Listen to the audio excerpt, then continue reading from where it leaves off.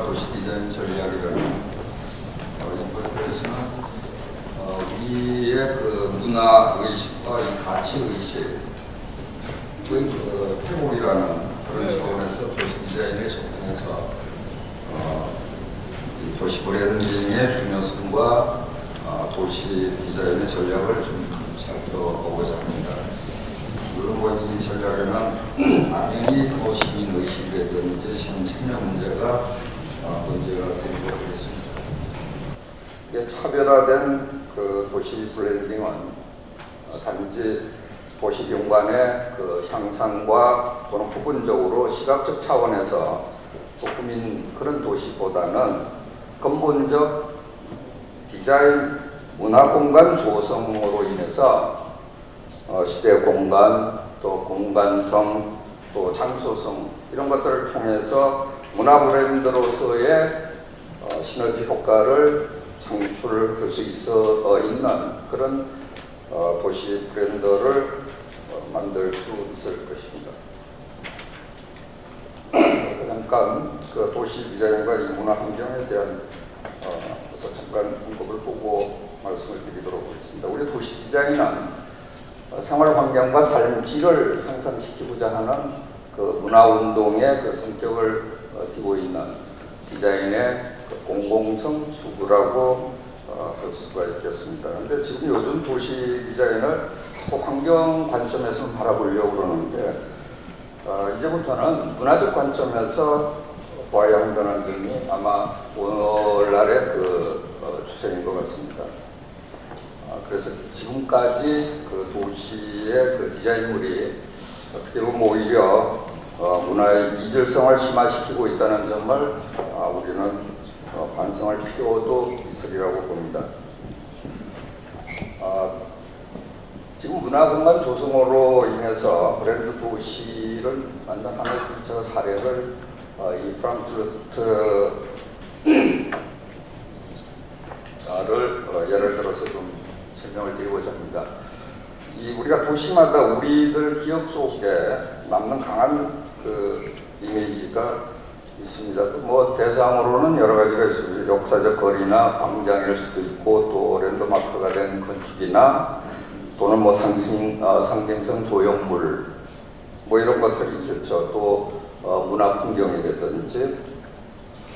그래서 이 서구 많은 나라들이 그 도시의 그 활성화와 또 이 관광 자원화를 위해서 문화시설을 그 집단적으로 그 조성을 하고 있는 것을 볼 수가 있습니다.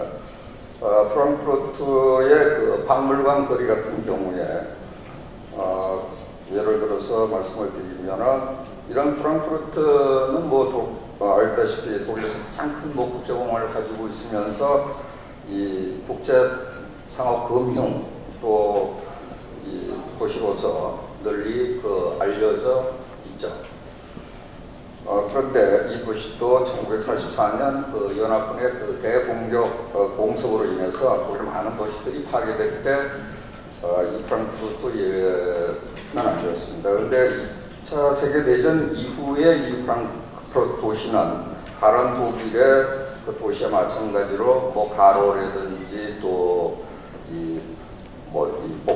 도시 인프라를 복구한다든지 주거 공간을 정비한다든지 하는 거기에 전념을 했었지만 이 1972년에 들어와서 역사 박물관 건립으로 인해서 정개축이 이루어졌었죠. 그래서 프랑크푸르트가 이제 서서히 문화도시로서 그 탈바꿈을 하게 되는 동기가 됩니다. 그래서 이 1980년부터 1990년 초반 사이에 여러 박물관들을 그러니까 13개의 박물관 관계 프로젝트를 진행하면서 그중에 7개의 이 프로젝트를 이 마인강 주변에 이 샤우만카이 거리에 집중적으로 진행을 했습니다. 이 지역을 우리가 이 뮤즘 거리라고 부르게 되는데 이런 것들은 결과적으로 어떤 물리적 도시 환경 그런 보다도 문화 환경의 지배적인 이미지로 이 도시 내에서 자리매김한 한 사례라고 볼 수가 있습니다. 그래서 이 프랑크푸르트의 이 박물관 거리는 이 박물관 건축을 어떻게 보면 문화의 개발적 전략 상품으로서 활용해서 도시문화 환경의 그 특성을 살린 좋은 사례라고 생각이 됩니다. 그래서 이 도시 디자인의 필요성과 그 도시 브랜딩의 역할을 잠깐 말씀을 드리면, 필요성은 여기 언급된 것 같이 도시 이미지 관리를 위한 디자인의 통합적 조성을 시스템 관리와 또 도시의 정체성 회복이 필요하기 때문에 당연히 도시 디자인이 필요하겠죠. 근데 이 요즘에 그 도시의 무표정한 그런 회색빛을 갖는 무심한 이런 도시들을 문화가 더 삶이 되는 그런 편안한 도시 만들기를 위해서 이 도시 디자인은 필연적일 것 같습니다. 근데 이 도시 디자인을 하기 위해서 이 도시 브랜딩 역할이 필요할 것 같습니다. 그래서 도시 디자인의 그 역할에서 어떤 다른 도시와의 차별화라든지 또 도시 정체성 부여라든지 또 도시의 상품 가치를 높이는 것, 또 기타 추가적 가치의 생성으로 인해서 생성으로 우리가 볼 수가 있겠죠. 근데 요새 유사한 그 상징물 일색인 우리나라 이 도시와 이렇게 보면은 타 국가의 도시 차별화되기 위해서 이 지자체의 그 행정의 역할이 무엇보다도 중요하다고 생각이 되어집니다. 그래서 요즘에 그 도시 브랜딩의 그 흐름과 그 조건들 이런 것들을 한번 살펴보면은 요즘 다양성 시대이자 세계화 시대에 살고 있는 이쯤에는 많은 도시가 이 다국적 문화를 표방하면서 이들의 그 에너지를 이용해서 경쟁력을 강화하고 미래의 그 성장 동력으로 활용하고자 하는 그런 환경이 구축이 되고, 또 공공성의 확보 속에서 다양성이나 창의성, 지속성 이런 각자의 장점들을 극대화시키는 노력을 하고 있습니다. 그런데 이 브랜딩의 그 조건을 이렇게 보게 되면은 브랜드 도시로서 만드는 첫 번째가 핵심이 되는 그 독자성, 또 동일성을 가져야 되겠다. 두 번째가 이 아이덴티티를 공유할 수 있는 대상이 있어야 되겠다. 또 브랜드가 제공하는 가치로부터 소비자가 상기하는 공통의 그 이미지가 있어야 되겠다. 또 브랜드를 주도하는 그런 사람들이 존재해야 된다. 이런 것들이 그 필수적인 그 조건으로 대두가 되겠습니다. 근데 이 현대사회 디자인 영역은 사회 구성체 또 문화 공동체 삶과 일상에 대한 새로운 제한 활동이 자꾸 확장되고 있기 때문에 새로운 시대에는 반드시 이 디자인 통합이 필요해지게 됩니다. 그래서 아울러 이런 그 도시 경쟁력을 향상시키는 중요한 그 방법 중 하나가 이런 도시 브랜드를 정립을 통하는 방법으로 생각이 됩니다. 그래서 우리가 도시 브랜딩을 위한 참여의 그 역할들을 이렇게 살펴보면은 어떻게 보면은 단기적으로 성과를 통한 자존심 고치, 또 장기적 성과를 성취할 수 있는 지속적 근성 강화 이런 것들이 필요하겠죠. 근데 이걸 위해서 시민들의 적극적인 그 참여 방안이 모색이 되어야 되는데 이게 방안이 모색되면 시민의 아이디어 반영 과정이 확대돼야 되고 시민 의견 수용 시에 그 전체적 동의가 전제가 되어야 된다는 것입니다. 그리고 요즘에 그 도시 브랜딩의 그 현실화에서 보면은 도시에 대한 애양심 또 이런 그 자긍심을 전대시키는 이런 것들을 위해서 도시 행정의 그 친시민화가 필요하겠죠. 그래서 이런 도시 브랜딩을 위해서 참여의 그 역할은 사례를 하나 말씀을 드리도록 하겠습니다.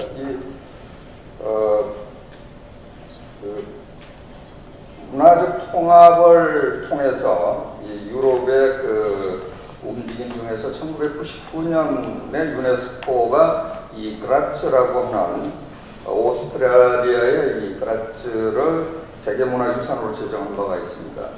그리고 이어서 이 EU에서 2003년에 유럽 문화수도로 선정을 했습니다. 그러니까 이런 것들이 우리 서울과 아주 흡사한, 말해서 우리가 세계 디자인 도시로 선정됐다든지 뭐 하는 이런 점들이 이렇게 유사한 점들이 많아서 제가 이 사례로 제시를 하려고 합니다.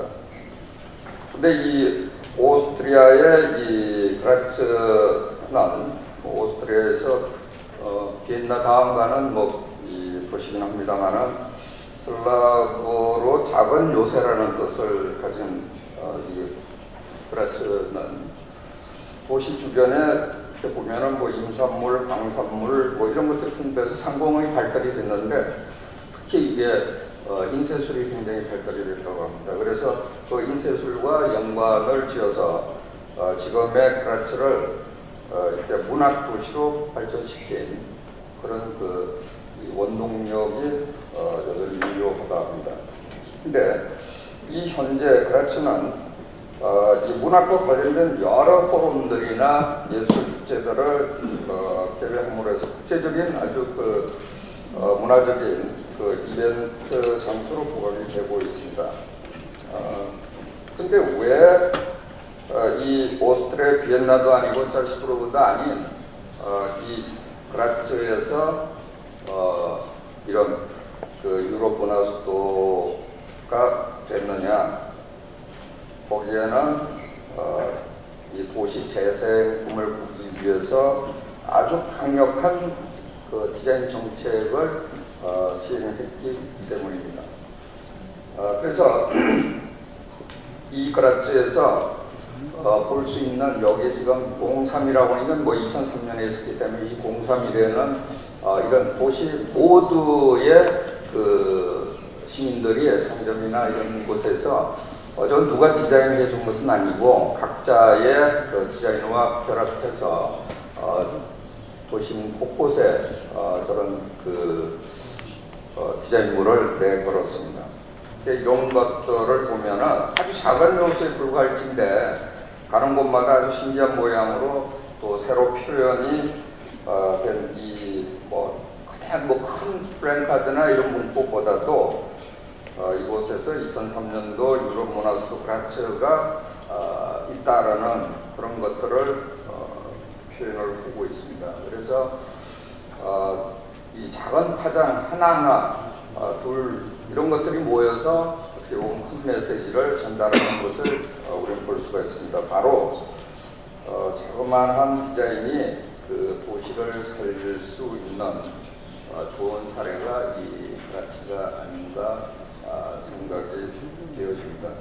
근데 이게 우리와 다른 점은 이 도시를 바라보는 시민들과 또 이 도시에 동참하는 시민들이 이렇게 바로 이 도시 사랑 이게 아마 큰 작용을 하는 것 같습니다.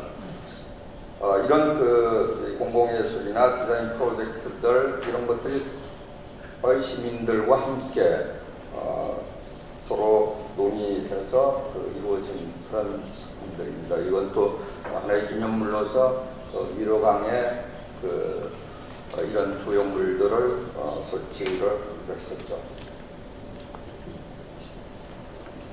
근데 이 우리나라에서 도시 디자인의 현황은 어떻게 변하냐를 한번 살펴볼 필요가 있을 것 같습니다.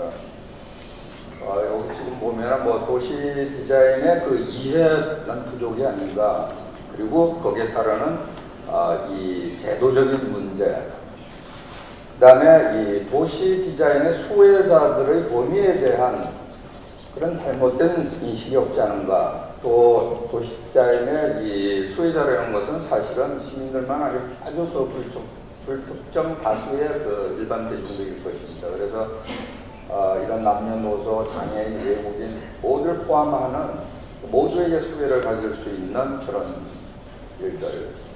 그 다음에 이 도시 디자인의 주민이 직접 참여가 부족하다. 물론 이건 참여 시기는 굉장히 힘들긴 하지만 아무튼 이 주민 참여가 있어야지만이 이 공공사업의 목적 달성이 이루어진다는 거예요. 그 다음에 하나는 이 중앙 이 부처의 조직 기능에 대한 문제라고 생각이 됩니다. 여기 지금 보면은 굉장히 우리나라에서 문화체육관광부의 디자인 관련 정책들, 또 행안부, 또 국토해양부, 뭐 이렇게 여러 부처에서 각기 이렇게 다른 목소리들을 내면서 하나의 이렇게 집점하지 못하는 그런 상황들을 우리가 보고 있습니다. 그래서 이런 문제들과 아울러서 이제 앞으로 이 고령화 사회에 정말 고령화에 대비한 도시 환경이 어떻게 가야 되겠느냐, 그런 것들이 구체화되는 것도 우리가 문제점으로 볼 수가 있습니다. 그래서 이 도시문화 환경 디자인의 전략으로서 보면은 이 참여를 통한 디자인, 또 디자인을 통한 참여, 이건 뭐냐면은 디자인이 어떤 촉매자가 돼서 지역사회 내에서 제기된 다양한 문제들을 자꾸 이렇게 야기시키는 주민들과 또 주민행정 사이에 의사소통을 갖게 할 수 있는 그런 촉매자로 작용이 돼야 되겠다. 그래서 이것은 이런 전략들을 위해서 보면은 도시 디자인을 위한 학습 프로그램들, 이건 어떻게 보면 도시 디자인이라는 것은 결과보다도 그 과정에 의미가 있다고 생각이 되어지기 때문에 그렇습니다. 답을 찾는 것보다는 질문 자체를 만들어가는 것이 더 중요하기 때문입니다. 그래서 답을 찾는 작업에는 전문가들의 역할이 가장 큰 비중을 차지하겠죠. 그러나 그것에 선행되는 질문을 제기하는 것은 주로 이 주민들에 의해서 이루어지기 때문입니다. 두 번째, 이 도시 디자인 교육 방법 연계, 이거는 대단히 중요하다고 생각이 되고, 그 지역에 또는 서울시 내에 있는 대학이 이 디자인 관련 학과들 또 대학들이 있습니다. 그냥 주역으로 나서야 되겠다. 그다음에 그 지역 내에 디자인 계열 대학생도 물론 마찬가지입니다만은 초중고등학교 대학생을 대상으로 해서 이런 디자인과 함께 생각하고 실행하는 워크숍을 벌린다든지, 또 도시 이전에 마스터 플랜을 작성해서 세미나와 발표회를 한다든지 하는 일들, 이런 과정에서 시민 또 지역사회 공공조직과 비즈니스 담당자들은 디자인 프로세스의 문화적 경제적 중요성에 대해서 세상 인지를 할 것입니다. 그리고 아까 좀 전에 말씀드린 이 학생들과 이런 프로그램을 진행한다는 것은 지역 주민과 행정 그리고 산업을 직접 만나게 할 수 있기 때문입니다. 그런 것들이 결국은 시민들이 도시에 대한 자긍심을 높이고 또 풍요로운 삶의 공간을 스스로 만들어가는 힘으로 비축되어지리라고 봅니다. 그 다음에 이 도시 디자인의 정책 목표와 이 추진 체계는 당연히 이 도시 공간의 당연한 과제 속에서 정책 목표의 주체들을 분명히 하고 각 목표들을 위한 추진 체계를 구축해서 구체화시켜 나가야 되겠죠. 여기 지금 기술이 안 되었습니다만, 네 번째, 이 미디어로서의 디자인 축제, 우리 서울시도 디자인 한마당 해서 잘 시행이 되고 있습니다. 그런데 이런 디자인에 어떤 행사를 한다든지 디자인이 들어가면 꼭 전시 행정으로 자꾸 이렇게 비유를 하기 때문에 이 디자인 도시 정책이라든지 이런 것들이 자꾸 블랙키로 불리는 그런 사안을 보면 참 안타까운 현실을 볼 수 있는데, 우리가 지난번 좀 전에 봤던 블라츠의 예를 보면은 이런 축제가 이렇게 바로 도시 디자인과 이렇게 연결시켜서 시민들을 설득 이해하는 그런 좋은 과제로서 그 작용이 될 것이라고 생각이 됩니다. 다음은 뭐 유네스코 디자인 창의 도시를 지속화시키기 위한 이 주권들을 보면은 우리가 이 행정은 어떻게 보면 성과를 내는 것이기에 이 성과만에 이렇게 의존해서 그나마 남아있었던 어떤 창의적인 그런 힘들이 분실될 우려가 있죠. 이런 것들이 단기적 성과를 통해서 자긍심을 고취시키고 또 장기적인 성과를 만들어내서 그 힘이 지속적으로 이어나가야 할 필요가 있는 그런 사안들이죠. 그래서 중장기 사업 구상과 또 도시 브랜드 형성의 문화와 관광의 활성화를 통한 그런 도시 경제 능력과 직결된다는 인식이 굉장히 중요할 것 같습니다. 그 다음에 디자인 대상은 굉장히 다양하지만 장기적인 안목과 비전을 가진 지속적인 투자가 필수적이겠죠. 그리고 교육과 양성은 그 중요성을 간과하지 않는 그런 강한 리더십과 파트너십이 필요하지 않나 봐집니다.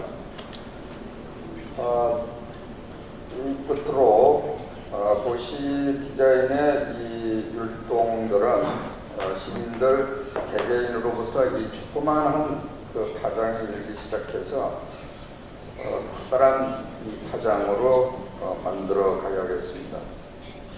그 다음에 도시 브랜드 전략에서는 그 도시가 가지는 역사적 또 문화적 자연적 배경을 매력 있고 또 파워 있는 그 브랜드로 만들어가는 것을 시작으로 해서 도시가 가지고 있는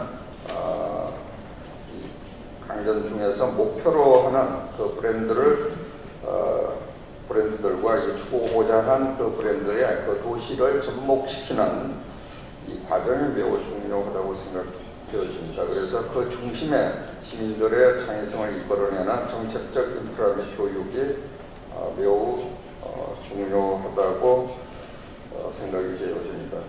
끝으로 말씀드릴 것은 이 일관성 있는 디자인 정책이 있어야 그것들이 뿌리를 내리고 또 꽃을 피우기 위해서 우리는 너무 조급한 것이 아닌가. 서울시에서도 지금 디자인 서울 정책을 한 지가 불과 몇 년입니다.